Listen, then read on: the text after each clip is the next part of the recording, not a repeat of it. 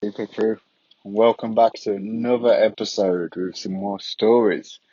I hope you are enjoying the content so far. If so, please support the channel by subscribing and hitting that thumbs up.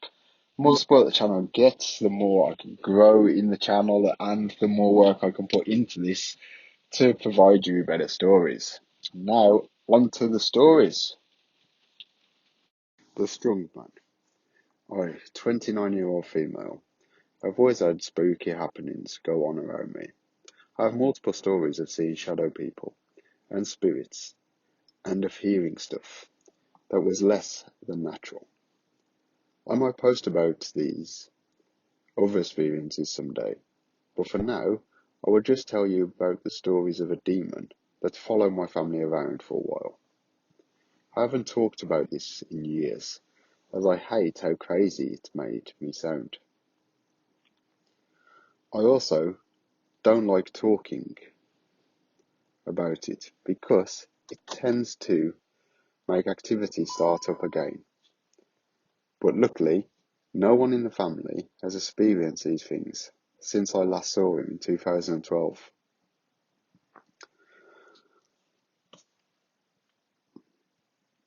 I try to keep the stories as brief as possible and only list what details are necessary. But buckle up because there's lots of activity for many years. A bit of background information. I grew up in a non-denominational Christian household. My dad, in particular, was a very strong believer. After him, my sister and I were the biggest believers, and my brother is now an atheist, though he was a believer at the time. My mom didn't experience this demon at all in the house where my dad, my mom, my older brother, and sister and I. My dad was the first one who saw him. It was in the early 2000s, I think 2001 or 2002, and my dad was studying to become a commercial airline pilot. He was licensed to fly helicopters and private Cessnas jets, but he wanted to expand his horizons and challenge himself in a new way. He used to get up around 4 in the morning to study so that he wouldn't lose any time during work. He operated a flight school in our hometown, so he was a busy guy. Or during family time, after my siblings and I would get home from school. My dog would always accompany him to the dining room, which is where he would set up for the morning.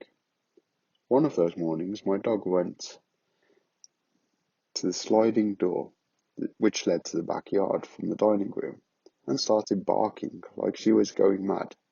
My dad ran to let her out before she woke anyone up, but she immediately started whining and backed away from the door once he had opened it. My dad initially thought she saw a possum or coyote, as we used to get them in the backyard often. Told her to go outside and chase whatever it was out of the yard. Usually she would tear off like a bolt of lightning, but she just continued to whine and back up. My dad looked out the door to see if he could see what was scaring her so badly. And that was when he saw him, a large, hulking, black figure that was moving very slow, encircling the house next door.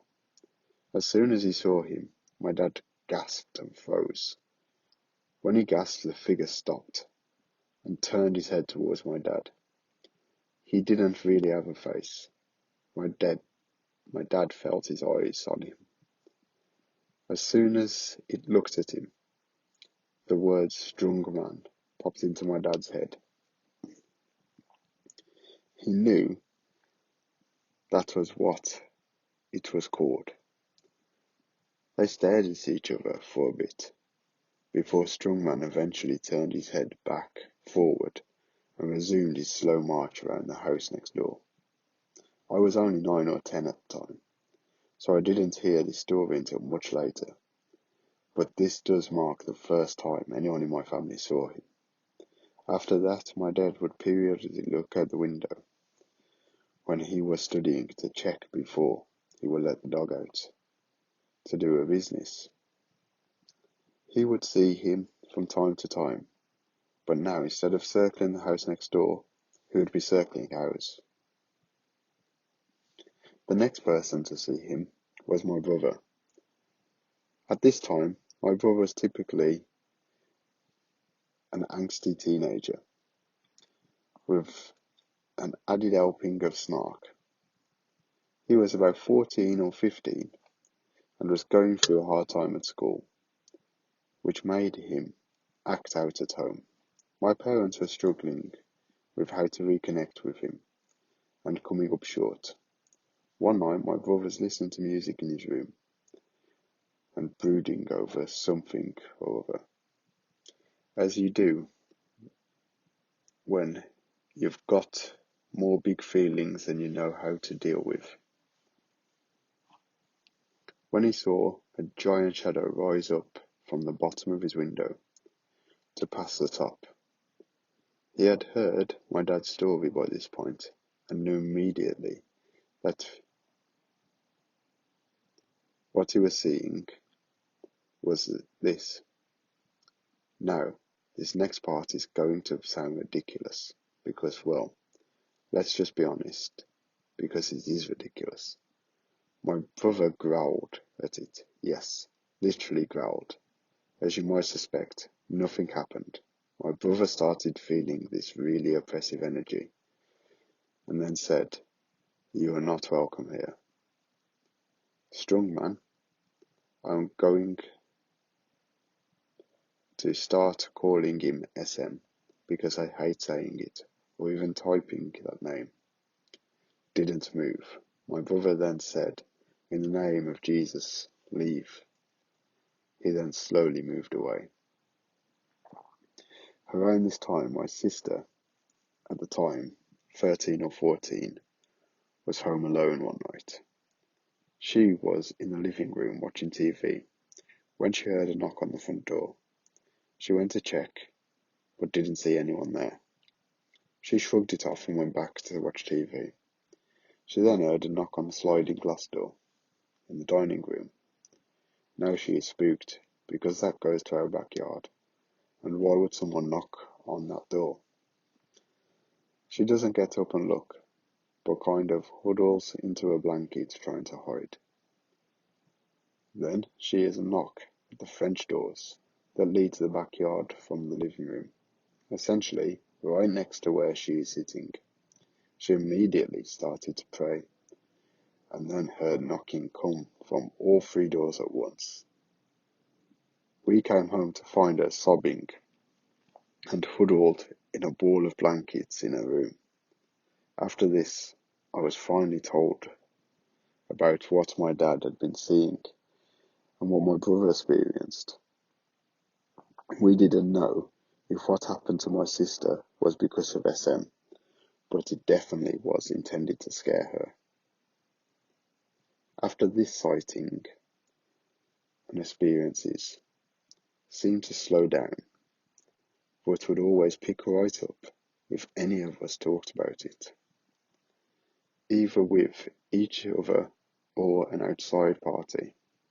In 2005, my dad died in a routine flight check, and my whole family kind of imploded. My mum went off the deep end into alcoholism and shut down. My brother was away doing his service for the Finnish military, and my sister and I really only had each other to cling onto.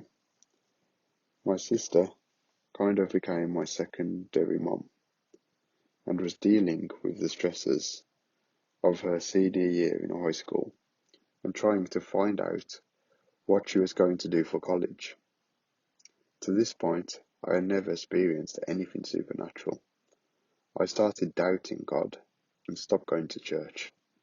It wasn't so much that I didn't believe in God anymore, but I was bitterly angry at him by taking away my dad and the effect that had on my family. My mom decided that we couldn't live in a house that had so many memories of my dad, so she bought the house next door, not the one from the beginning of the story, but on the other side. I was 14 at the time. As it was right next door, we took our time with moving. A few months after moving, I had my first experience with SM. The house I moved into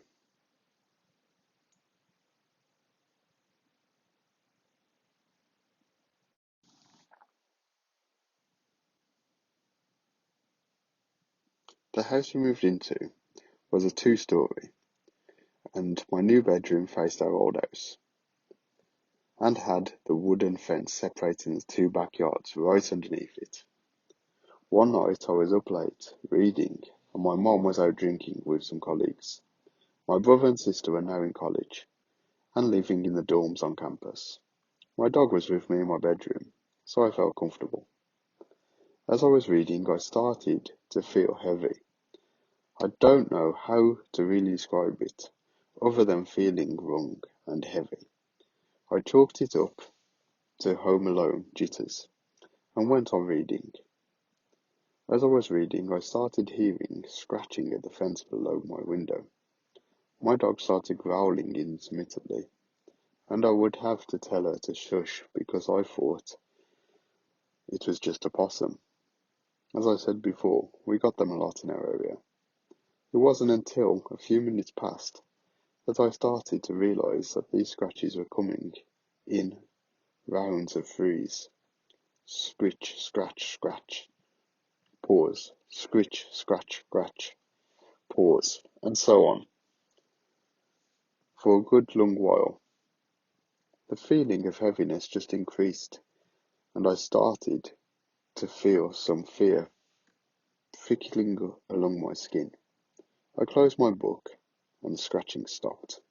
I waited a minute and didn't hear anything, so I just opened my book back up and kept reading.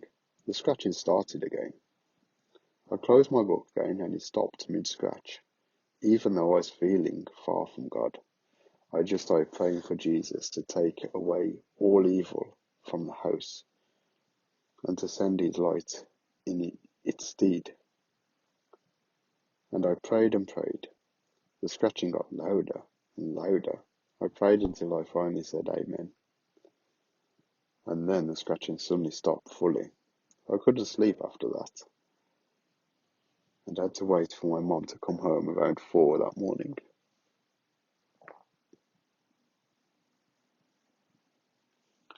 About a year or so later, my sister and I went on a trip to Finland to visit my grandparents. While there, I had a crazy dream while I was napping on my grandparents' couch. I won't post the entirety of it unless someone is interested, but essentially, I dreamed that I was getting possessed, and I woke up by my grandmother saying I was doing things in my sleep that I felt myself doing in my dream. It was really freaky, and I hated it. Around this time, I also started waking up around 3 a.m. every night. This continued when we went back home, and eventually just became part of life. I didn't think anything of it until I was telling a friend about my sleep issues, and she told me that 3 a.m. was the demonic witching hour. After the summer, my mom got remarried to my stepdad, and we moved to his house. His house was in an older part of town with lots of beautiful Victorians on tree-lined streets. It was picturesque, to say the least. Regardless, this is where most of the activity happened. I have story upon story of different activity that happened in this house, but those are better told another time. They don't necessarily relate to SM.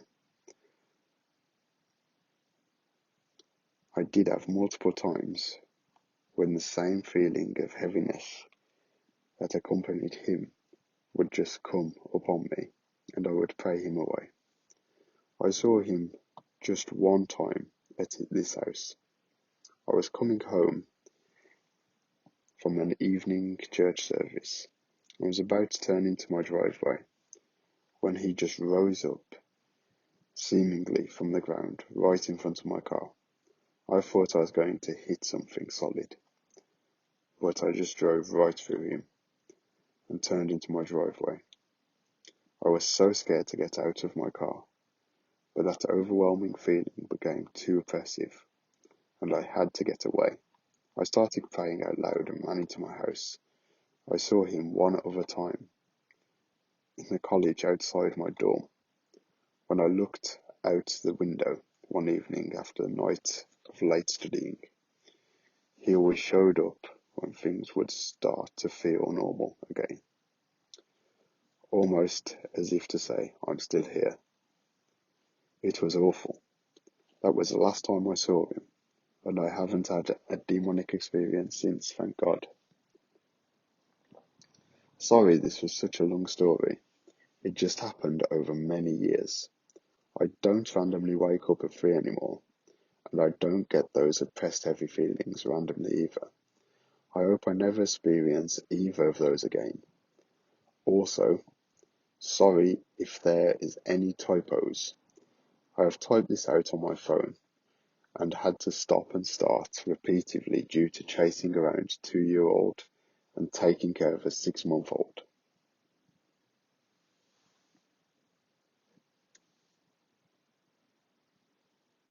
Spiritual attack in sleep. I have a childhood story that I wanted to share with you all. I was 7 or 8 years old when I had a horrible nightmare, which I believe was not a nightmare, but a spiritual attack.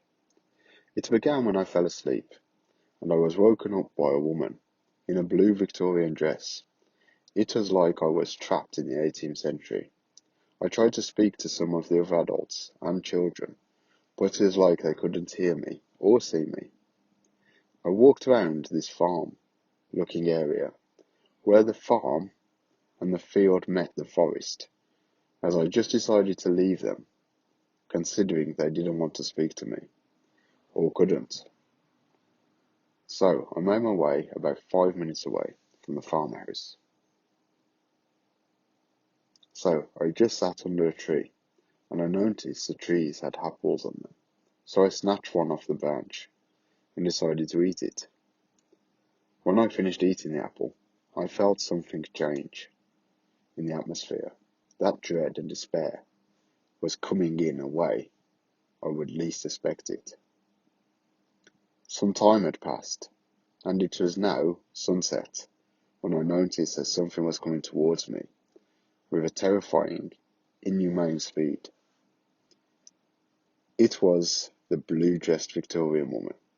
She looked furious, but something was off.